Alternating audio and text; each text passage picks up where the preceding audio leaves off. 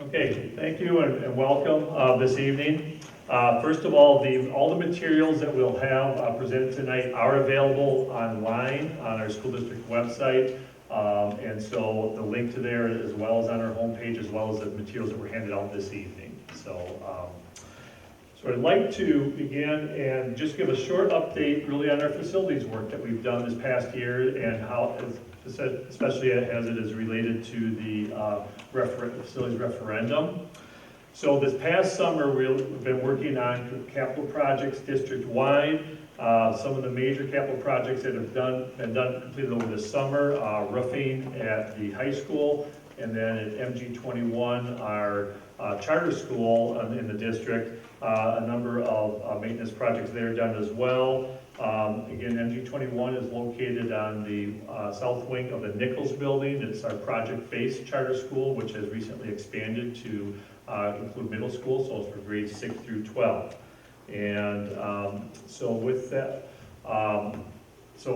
regard to the facilities work, that's really been the only work that's been done this summer. Most of the work has been in the design phase. So all of the renovations at the existing buildings, as well as the design for the new school, have been ongoing since last fall following the referendum. We're moving ahead now in the next phase with that planning. So the next thing to come as we wrap up the design in the next month, we'll be moving forward with our bidding process. And then following that, the groundbreaking for the new elementary school next spring, as well as the renovations over the next 2 summers at all of our existing buildings. And so we're looking to have everything completed by August of 2021. So pleased to announce at this point, everything has been on schedule and moving forward very well.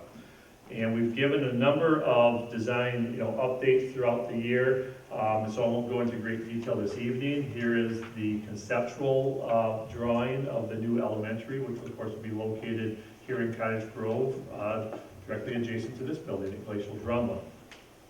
And again, with all the detail about the design of the new school as well as the renovations, many links in our website with a lot more information on those. And so please, go to there. You can also sign up for regular email updates on the design work as it moves forward. Again, all these links are located on the website as well as in the packet of information this evening. So when we look at the what's happened with the planning and the budget portion, you're going to have a much more detailed report coming up shortly with regard to the budget. But we do have some really good news immediately following the referendum. The first piece was with regard to doing the borrowing, and our interest rates were significantly lower than the projection that we had at the time of the referendum. And so at that time, as you can see, the estimate was that we would have a tax impact of 29 cents per thousand for the mill rate, and the actual is actually only 18 cents per thousand. So directly due to the lower interest rate of the borrowing, for the funds for the facilities. It was reported out at a previous, board meeting, a link, and you see the, it was reported as with that in the Herald Independent. So, as I mentioned, there'll be a much more detail coming up in the budget report, but that's a really important piece that we're really pleased with moving forward. And so with that, I'm going to turn it over to our Director of Business Services, Jared Rosie, to present our auditor's statement.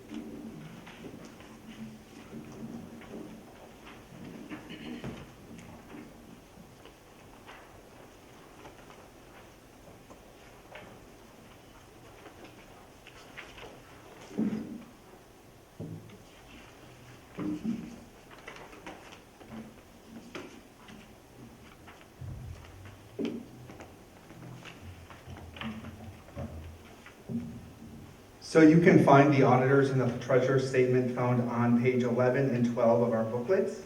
The complete audit report will actually be presented to the board in February of 2020. The district just completed its audit. We contract with Wagner CPA, and at the time of today's meeting, there has been no significant findings. They're just gathering the information, putting it in format. We have submitted the first round of reporting to DPI.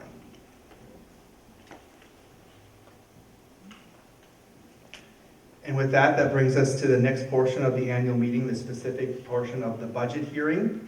The purpose of the budget hearing is to give the citizens or the electorate the opportunity to see what is being planned for the upcoming school year regarding the upcoming budgets. As Dan had mentioned, I'm Jared Rosing. I'm the Director of Business Services with the school district, and I always get the pleasure of presenting our budget. Obviously, I could talk for a really, really long time about our budget in school finance because it's a very interesting topic for me, but it's also a very complex topic. So we try to break it down so it's very understandable for our public. Our school district is made up of 6 municipalities, and you can see the breakdown. The city of Monona has the largest portion of property value at 54%. Next is the village of Cottage Grove, and then the town of Cottage Grove. The reason that's important is because obviously we want to be able to show you where the property value is, and the importance of the property valuation is that has an impact on the mill rate that we will ultimately talk about closer to the end of the budget hearing, is what you actually see on your property taxes.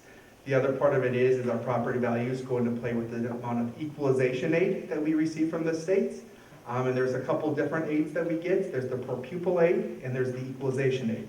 And when we talk about the equalization aid a little bit later, that is just a relief to property taxes, what the state picks up for the portion that we can levy as a school district. Right now, we're anticipating a 4% increase to our property values. It's always interesting because our budget year starts July 1st. However, we don't have our final numbers until September 20th. October 1st and October 15th, so the board will actually be adopting the final levy and the budget at the end of October. So we are anticipating a 4% increase in property values, and we do work with the Department of Revenue, and they do give us some early indicators, but that doesn't mean that that's what it's going to be. And if you look at the trend over the last number of years, we've been between that 2.5% all the way up to 6%. So we're still bouncing around as a school district with our property values, but it definitely is important to keep an eye on. If you're, some individuals are visual learners, so I do want to put a chart up here that shows you that we have pretty much for the last 5 years saw a significant increase in our property values. Sometimes that becomes a tricky part because if we don't have a large number of resident students come in, when you talk about the school formula, the state believes that the more value that you have per student, you have more the ability to pay for that as a local taxpayer, which then we receive less equalization aid. So we do want to see our equalization values increase at the same time that we're also seeing our resident students increase as well. So we actually have been working on the budget, the 2019-20 budget, since January of 2019. Our school year budget is actually in the first year of the state budget, so we really didn't know what we were receiving from the state until closer to the end of June, which was great news. However, we do put a lot of assumptions into that. The board approves a preliminary budget by the end of June. And so what we do as a school district, we do a budget building process called zero-based budget, which means everybody starts at zero and they work their way up based on the needs of that school. Department is specifically looking at based on the needs of our students. For a number of years, we actually did give out allocations, and then the buildings and departments would take that allocation and divvy it out between their different parts of their budget. But we've moved to zero-based budgeting, which means that we're actually building a budget from zero and working its way up, so that each building is getting the funds that they do need based on what we have. Obviously, we would like to be able to give additional finances to our buildings and our departments, but based on the $44 million that we are looking at as the overall budget, what we can divvy up. We also have in this budget the $2.6 million operational referendum, which this will be year 4 that we've had. In addition to that, we have our 2018 building referendum, which was passed back in November of 2018, so that was after our last budget hearing. And I put that in because you'll notice when we talk about the summary of our expenses, you're going to see that our expenses have increased by 26%. And that's not because we are spending more necessarily in the classroom, it's because we are anticipating starting to spend that $57 million that was approved by the voters in November, due to the fact that we will be having consultant fees construction fees based on some of the projects that will start before the end of our fiscal year on June 30th. We are seeing an increase of $175 in our revenue limit. We have not seen an increase in revenue limits in the last 5-6 years. We're seeing a per pupil aid increase of $88. And I point that out because the per pupil aid is actually additional revenue that the district gets to spend on our schools. It's not equalization aid where it's releasing the burden off of taxpayers. It's actually real dollars that we can spend in our schools on our students. We are presenting a balanced budget, and tonight we'll be proposing at the end, after the budget hearing, a total tax levy of $30,010,699. Ultimately, what you'll be seeing in revenues, we're actually seeing an overall increase of $204 per student, resident student in revenue increase, which ultimately drives our expenditures. And that's a combination of the $175 in the revenue limit and the $88 that we're receiving in the per pupil aid. As I talk about public school funding, there's really majority of our funding comes from two sources: equalization aid, which is aid that is given to us from the state, and local property taxpayers. As you can see on this screen, these are counterbalancing. So if we receive more equalization aid from the states, it's less that our local property taxpayers have to fund. If we receive less equalization aid, it pushes the burden to our local taxpayers. And those are the important part to understand. So when we talk about receiving additional equalization aid, it does not give us additional revenue to work with for our students. Revenues were actually implemented in 1993, and it really was put in place to control property taxes. And it really establishes the maximum amount of money that a school district can collect for property taxes in general state aid or equalization aid. And that really fluctuates based on resident enrollment. And so something that's always interesting to individuals when I have conversations with them is when we have a new resident move into our district, it actually takes 3 years before we get to count those students as full-time students. It's based off of a 3-year rolling average. So the first year, we have a revenue limit of about $10,823,000. We only get to count a third of that student for that. So it takes 3 years for those students to fully count for us as a school district to receive that $10,823.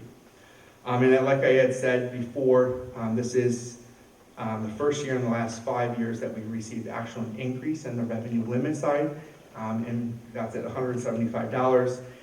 Prior to those 5 years, we were actually receiving closer to $200, $225, $250 per year on resident students, and that was the ability for school districts to continue to offer additional programming, and the increase in revenue gave us an increase in our expenditures. So this will show you that graph. So if you actually remember back in 2011 and 12, all districts across the state received a 5.5% reduction in our revenue limits. And so our revenue limits went from $11,010 down to $10,404. And then for the next couple of budget cycles, we had increases, and then we flattened out. Part of the reason that we needed to go to an operational referendum in 2016. And then this year in the state budget, they are giving us that additional $175. So you'll see that our revenue limit base amount is going up to $10,823. So when we look at membership, we talk about residents, we take that number. So right now we're at a rolling average of approximately 3,100 students, and you multiply that by the 10,000, that gives you your sort of your starting point before equalization aid. And then when we move on to equalization aid, that amount is actually dependent on the state formula, and there's really 3 tiers of that. We're classified as a negative aided school district because when they look at our property values per student, they do believe that our property taxpayers can hold on a higher burden. So we actually receive less equalization aid than some other districts. And I'll show a graph a little bit later, but right now we are actually at 50% of our revenues coming from local sources compared to other districts where they might be at a 70% coming from state sources and a lot less coming from their local sources. This year, we're anticipating an increase of $727,000 in equalization aid. That's for a couple of purposes. Before, with revenue limits not having an increase, all the money was able to be what was given to schools, funneled through a per pupil amount. By giving the ability to do 175, the state wants to obviously control the amount of property tax increases, and so they're able to funnel more money through equalization aid and not through the per pupil side of it. If you look at the history of our per pupil, we're actually at $742 per pupil, and that's actually an increase of $88 over the previous year. So when you combine that with our 175, you'll see that's where we're getting our $204. This is another chart that just shows you that right now we're anticipating $14 million in equalization aid, and last year we received $13,333,000. So it does represent approximately a 5.5%. That's based off of DPI's estimates as of July 1. How equalization aid works is it's a shared cost throughout the state. So as of right now, like I stated, we are submitting our first rounds of reports to DPI. DPI will collect all that information from school districts across the state, put it into the formula based on the amount that was given to them from the state budget, and will ultimately determine what we get. We will not know that dollar amount until October 15th. I do anticipate, based on some initial reports, that we probably won't receive that full $14 million. It'll probably be closer to a 4% increase. However, it's still a positive that we're receiving a 14% increase in equalization aid. So that sort of sets the groundwork of school finance. And so as we start working through the numbers of our budget, I wanted to point out that we have a number of funds that we have to keep track of. Specifically, Fund 10 is our general fund. So when we talk about that, that's going to be the area in which majority of all of our finances are run through for our students and educating them. Fund 27 is our special education funds. I just want to point out that we do not receive enough aid through special education, that actually approximately $5.5 million is transferred out of our general fund over to our special ed fund to balance that out. And then when we talk about debt service, there are two types of debt service. Fund 38 is actually debt that is authorized by the school board, not through referendum, which means it has to fall within our revenue limits. So when we take that membership number times our base amounts, that gives us that total amount. If we decided to do some borrowing outside of a referendum, that would have to fall within that. So it comes out of the general education funds.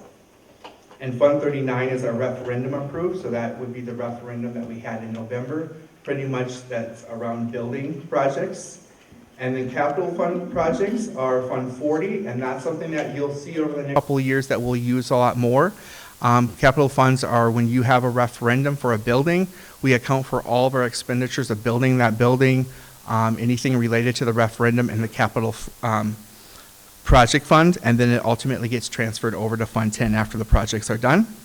Our food service fund is Fund 50. We have a community service fund of Fund 80, and then we have a package and cooperative program fund, Fund 99, and that specifically is if we're the fiscal agent, and we are for the Dane County School Consortium. So you'll notice that that doesn't have any impact on our budget. It's a shared cost through districts throughout this Dane County.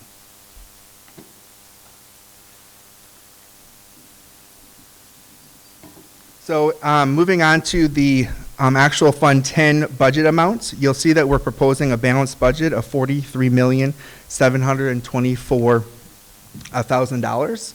That matches our revenues and our expenditures, and you can see the breakdown as it is for our revenues, with $22,844,000 coming from local sources, and that local sources consist of property taxes and student fees and fees that our parents pay towards different things that the school offers.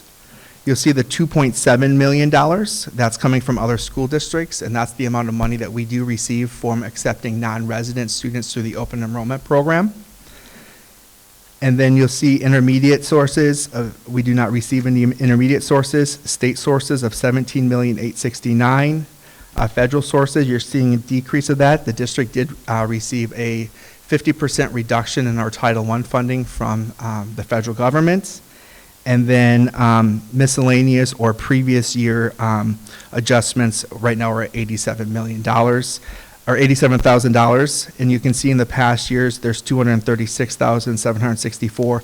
And a lot of that is just accounting requirements that we have to do. It's not real dollars coming in. So when we have a capital lease, when we have to close it out, there has to be a positive portion and a negative portion. So that is sort of misleading. But when we look at the $87 million, that's based off of the fixed assets that we potentially will sell this coming year, along with any workers' comp, audits, refunds to the district.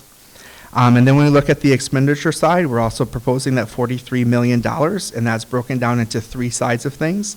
We're looking at instructional, everything that happens in the classroom is at $21,443,000. Support services, which includes our school psychs, school guidance counselors, our principals, technology, and that's at $15,976,000. You'll see that there's a decrease from $17 million, and if you recall last year, the district did purchase an additional portion of land for our new elementary school, and that's where that would be quoted at. And then our non-program transfers, and this does include portion of the amount that goes over to Fund 27 for an inter-fund transfer. And the other part of it is there's money that has to be transferred to Fund 38 for the district had entered into debts for energy efficiency savings, and those debt payments are starting to occur now. When we move on to our special projects funds, really Fund 21 and Fund 27, majority of the funds that you're seeing here at $7.4 million is coming from our special education fund. We do offer Fund 21. That would be gifts and grants that the district receives from individuals individuals that are throughout the state or our district, not specifically grants from the federal government or the state government. These are more foundation type of grants. And so we're looking at $7,423,000 there. And as I said before, when we look at this revenue side of things, 50% of our revenue that's coming is coming from local revenue. And as I stated before, it's taxes and school fees, followed by 42% coming from state revenue. So that's pretty much, once we have identified what our revenues are, it gives us the amount that we can use for our expenditures. How do we use our expenditures? It's everything from salary and benefits. When we look at salary and benefits, that's from Social Security, Wisconsin Retirement, Health and Dental, and post-employment benefits. When we talk about purchase services, the district works with teachers on call to provide our substitutes. So the substitutes are not our own employees, so we purchase that service. Also transportation, utilities, and other contracts with individuals that are providing services for us, such as CISA. Non-capital objects are pretty much objects that cost less than $3,000 per item, or apparel, textbooks, and workbooks. Capital objects are the equipment when we're looking at over $3,000. And then when we talk about insurance, we're not talking about health and dental insurance. That would be under the benefit side. We're looking at liability and workers' comp and property. And then our transfers are special education, and then other objects would be district dues, fees, and prior year expenditures. So when we look like that, 76% of our budget goes to our staff in the forms of salaries and benefits. 17% is in purchase services, and 7% is in equipment, supplies, and risk management. So that's why we are pretty much in a people business. We obviously are hiring teachers, educational assistants, custodial, administrative assistants, administrators across the district to support our students. And you can see that we're spending 76% of our budget on employees. And when I talk about this is specifically Fund 10 and Fund 27. We move on to debt service. That's our Fund 38 and Fund 39. To have a more detailed information, you'll find that in your annual meeting booklet starting on page 17. This is just going to give you an overview of that, but then you can see in there is a chart that gives you all of our issuance that we have outstanding as of today, and how much we'll be paying off over the school year, and what our debt service schedules look like as it graphs out. So right now, for this coming year, we are going to receive $11,433,000 in revenues for Fund 38 and Fund 39, and we'll actually be paying out $12,469,000. You might question, why is there a difference between the revenues and the expenditures? Part of our ability to sell those bonds last year, we had a premium, so the company that we did sell them to was able to give us a premium for that, which means that we can retake that premium and put it back so it doesn't have to be passed along to our property taxpayers.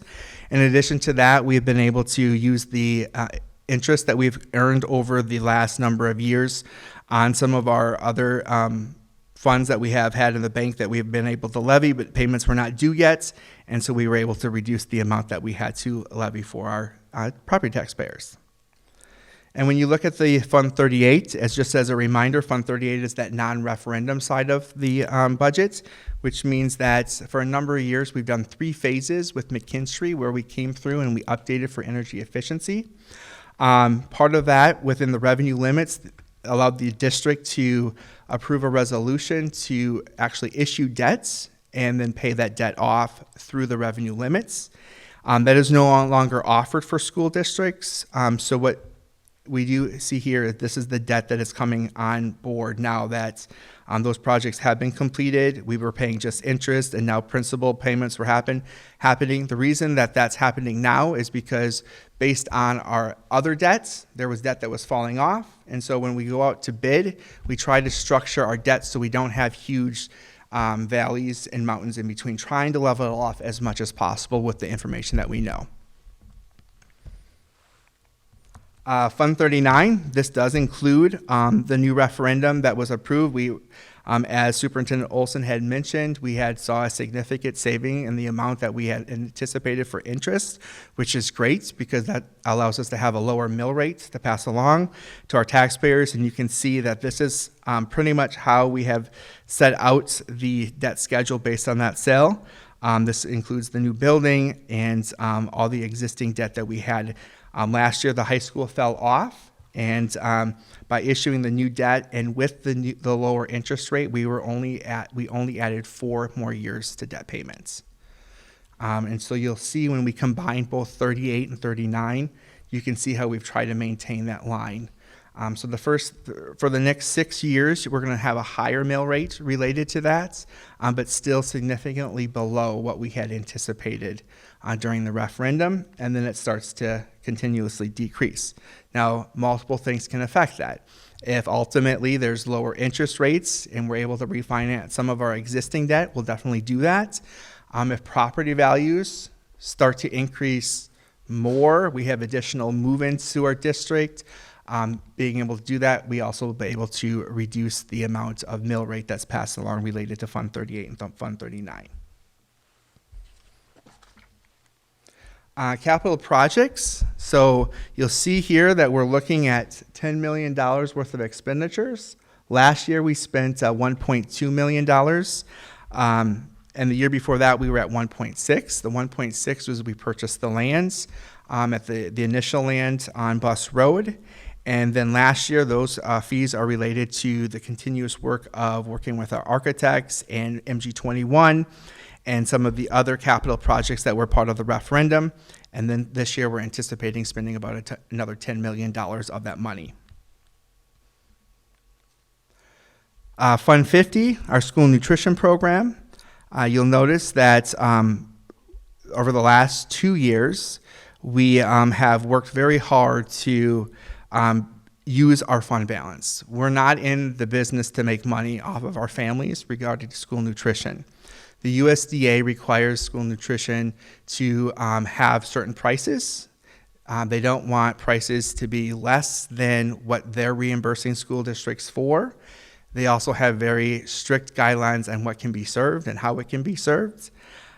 So based on that, we've had a very successful school nutrition department. And if you look back to 2017-19, we actually put approximately $200,000 into our fund balance. And so we worked with DPI to find a way that we could reduce that. So over the last couple of years, we've implemented, we purchased new equipment for majority of our kitchens throughout the school district.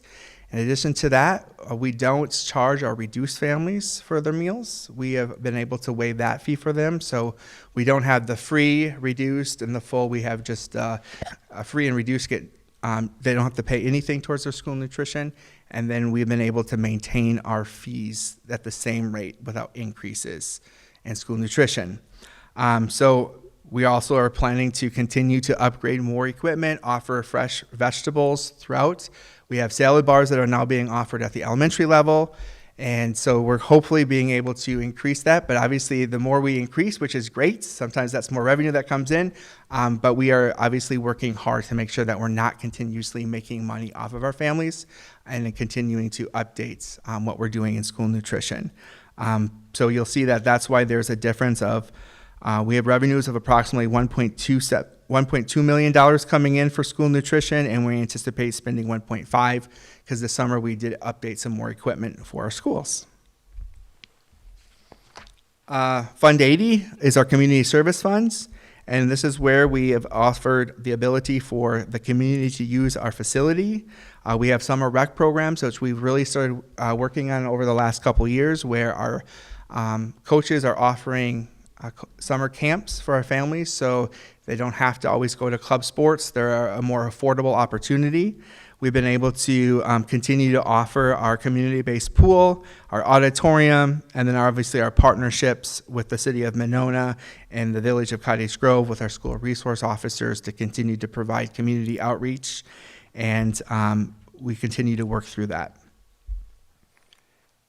The summary. So as I mentioned before, I talked about that 23% increase, and this is where you're going to see that 23% increase. We're actually only seeing a 2.5% increase in our general funds that's going into our students, and the amount that is in Fund 10 and Fund 27. The 23 is because it's taking into account that $10 million that we're spending in our capital maintenance.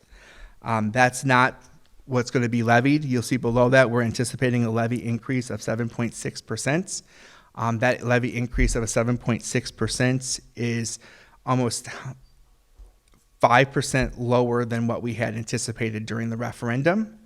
And the reason that it's a 7% because this is the first year that we're seeing both the operational referendum and the building referendum on that. And we also received that $175 on our revenue limits increase. So that has another impact on our total amount that we're levying. Now that dollar amount of $30,010,000 can go up or can decrease depending on 3 dates that we'll talk about in upcoming. But you can see in our mill rate history here, last year we had a mill rate of 12.85%, and right now we're anticipating a 13.23%. So on a house that is worth $200,000, that's an approximate increase of $76, and a $300,000 house, that's an increase of $114. We anticipated that number to be actually higher when we were doing the referendum and communicating with our public. We were actually looking at a 75-cent increase, and right now we're only at a 38-cent increase. Now, as we talk about things that are going to change, our final membership count isn't until the third Friday in September, which is September 20th. Once we have that information, that will give us an idea of what our total revenues that we'll be able to collect. Then on October 1st, the state will release our property values. That will be the next step that we'll be able to sort of start to figure out what our mill rate might look like. But we won't know the actual mill rate until October 15th, and that's when the state releases the equalization.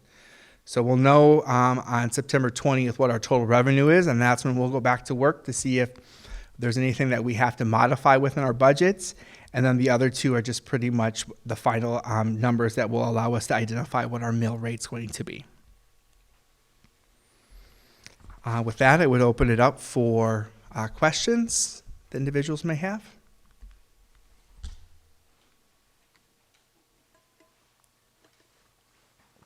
Yes.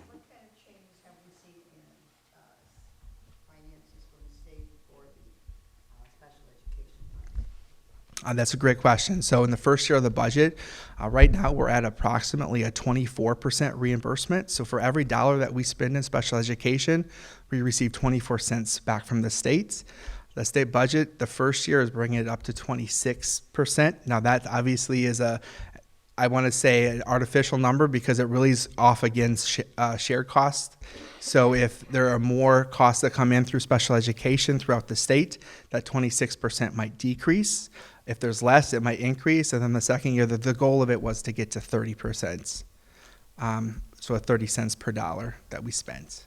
So positive, but we're also starting to see when we look at working with our students, there are more and more students that continue to come in with need.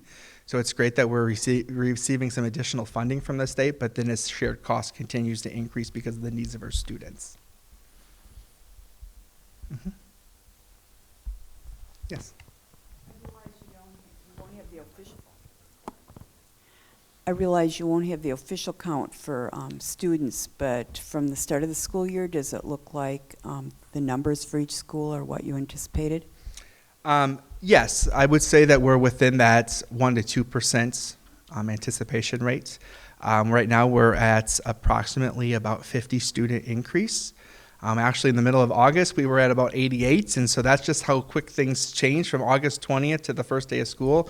20 students were either already had moved and just didn't notify the district, but we're at about 50 to 55 student increase at this point. Yes. Yeah. Actually, I have 3 questions. The first one is part A and B. You borrowed $1.6 million for the 40 acres. And then the second part is, what did you borrow for the additional, and how many acres was it, and how has that been financed? So yes, we did borrow the $1.6 million, and that would be borrowed out of Fund 38. The additional funds of approximately just shy of 15 acres. We actually received $1.7 million in a closeout from the city of Monona's TID district. And so we were able to take those funds and pay off so we didn't have to finance the additional funds that we received, we didn't have to finance the additional property that we purchased. We used the $1.7 million to pay off the 15 acres that we purchased this past school year. How much did the 15 acres cost? I think it was just shy of $850,000. Okay, so we still owe the 1.6 million. Yes, and so we were able to take the other portion of that 1.7 and apply towards the 1.6 million. Okay, so we have a. And then the year before that, we sold the property along Damascus Trail, and we were able to take the rest of it. So even though it's financed, we don't have a prepay option on that. So we've been able to, with all the real estate that we've sold, to cover the $1.6 million in addition to the $850,000. So the 1.6 million and the 850,000, that's all paid now? We had the funds for it. It has not, the 1.6 million 1.6 million land borrowing does not come due until May of 2020, and we didn't have a prepay option on that. So we will pay that at that time. Okay. Okay. Thank you. Those are good answers. Okay, so we got 1.7 million from the Pier 37 closing. Is that right?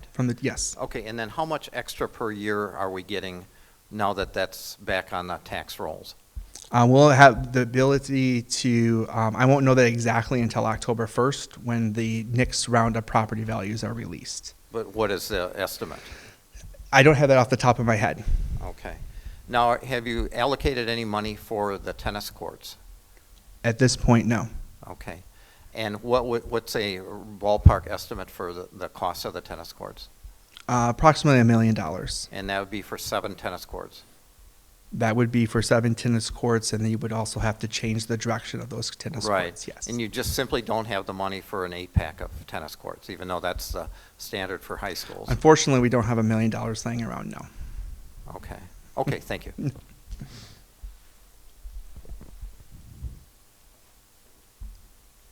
Any other questions? All right, well, I'll turn it back over to President McKinney.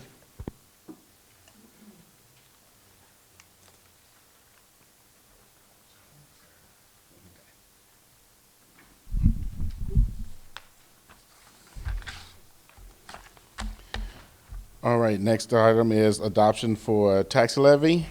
And I have a motion.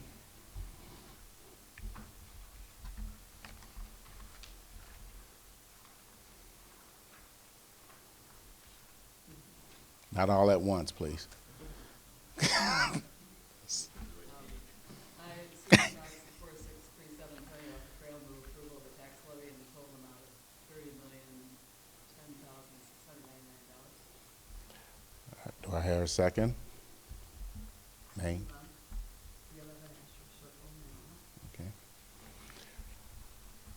Discussion? Hearing none. All in favor? Aye. All opposed? Motion carries. Next item, authorization of salaries for school board members.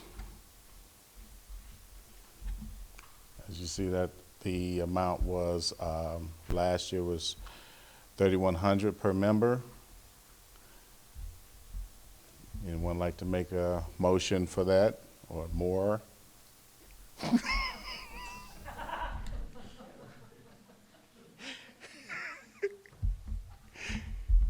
Mary Ann Reed of 5602 Winnequa Road in Monona, move to set the 2019-2020 annual salaries of the school board members at $3,100 per member. Adam first. All right, have first and second. Any discussion? Hearing none, all in favor? Aye. All opposed? Motion carries. Next item is the reimbursement for school board member related expenditures.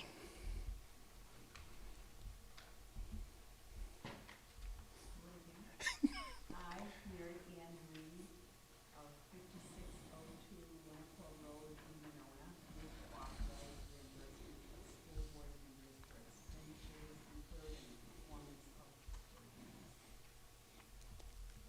Do I hear a second? Second. Judy Road. Discussion? Peter? Jared, do you have an estimate of those total school expenses? So that, including conferences and stuff like that, it's $15,000. Just shy of $15,000. Is Yes. that 15,000 between all school board members then? Okay. If I could comment, it's primarily money we spent at the annual school board convention in Milwaukee this year. Isn't that like a week long or something? That's Yeah. 4 days. Yeah. 3 nights. All right. Any more further discussion? Hearing none. All in favor? All opposed? Motion carries. Next item is authorization, the school board to establish the date, time, and place of the 2020 annual meeting. We can do that one, Andrew. I, Carrie Robbins, 2743 Pleasant Run, Cottage Grove, move to authorize the school board to establish the date, time, and place of the 2020 annual meeting in Pleasantville. Do I hear a second? Name and address. 3041 Jeff Drive, Cottage Grove. Discussion? Hearing none. All in favor? All opposed? Motion carries.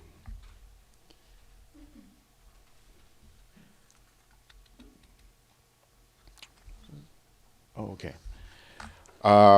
Next item is the approval of the resolution reducing number of signatures required on nomination papers for school district officers. I can speak to this. Yes, please. There is information on page 10 of your packet that talks a little bit about background information. But there was a recent change in this, or revision to the state statute. So for years, Monona Grove School District has been required for candidates for the school board to have a minimum of 100 signatures in order to be on the ballot. Most school districts in Wisconsin do not have this requirement. However, the reason Monona Grove has had this requirement is because a portion of the school district lies within the city of Madison. It's a very small parcel, but because Madison is a second-class city, the rules that apply to nomination papers for Madison then also apply to Monona Grove School District. And there was the rationale for the recent change was this recently affected the North Fond du Lac School District. For North Fond du Lac never had a requirement of having nominations, and then recently the city of Fond du Lac, also a second-class city, annexed a very small portion in that school district. And so for the first time ever, this small district of North Fond du Lac, board candidates had to get 100 signatures to be on the ballot. And so there was a bill proposed, which did pass into law, that for for school districts that have a portion of their district in a second-class city, but as long as that portion is less than 10% of their overall area, that there would be a reduced requirement for the number of signatures. However, for this to take effect, the electors or the board have to approve such a resolution to reduce that number of signatures. And so that's what's before you tonight for consideration, is to reduce the number of required signatures to be on the ballot for school board from a minimum of 100 to a minimum of 20, as current law allows.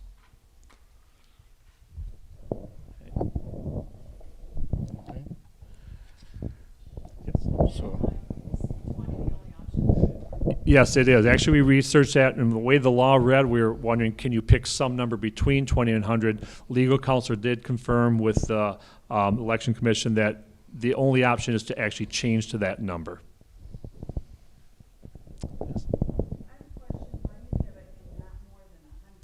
Yeah, and that's the way the statute reads, and I'm not sure why there's a maximum. Currently, the statute for the second-class city is a minimum of 100 and not more than 200. So for whatever reason, there's a maximum. I'm not sure what the rationale is. it was hard to get 100 that when I ran, so 20 is good. So, and I guess I think it might kind of speak for itself, but I think part of the rationale is to encourage, people to run for elected office and not make it overly burdensome.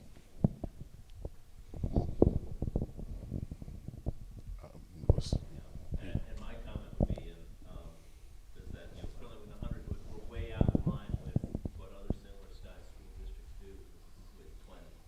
And I've advocated for putting this on the ballot to bring us in line with other similar sized school districts. 20 seems, I personally favor, 50, but 20 is reasonable to me, and 100 can be kind of a daunting burden. Go around in December and collect 100 people who, in theory, who know you and know your qualifications for the office, and that can be a little bit difficult.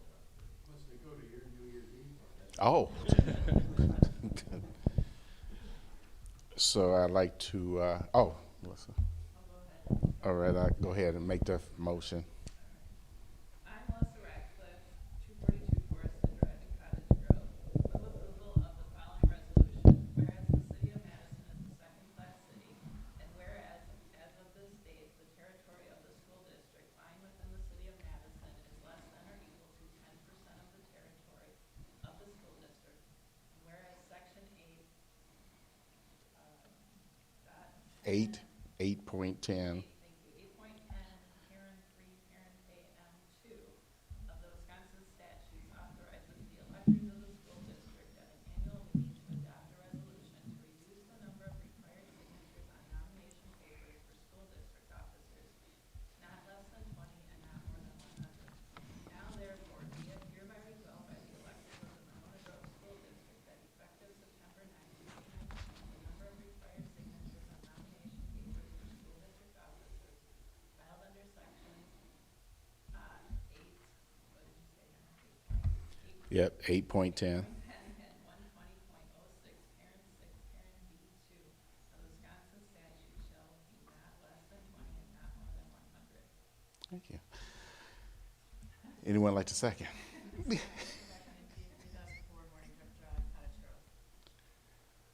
Any further discussion? Can I just clarify that, because the way this reads then is not less than 20 and not more than 100, but the explanation from Superintendent Wilson was 20 is required, so what, the not more than 100 still has to be part of the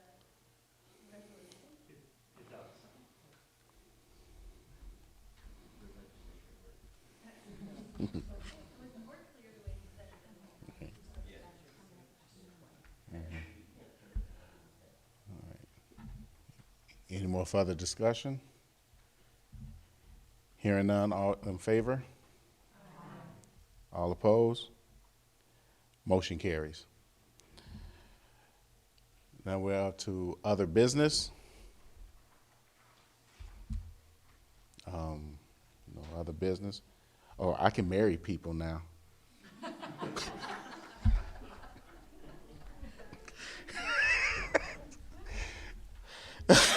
So we're at adjournment, so may I have a motion for adjournment? Peter. I move adjournment. Peter Sobel, 605 Midwood. Thank you. Second. Discussion? All in favor? All opposed? Motion carries.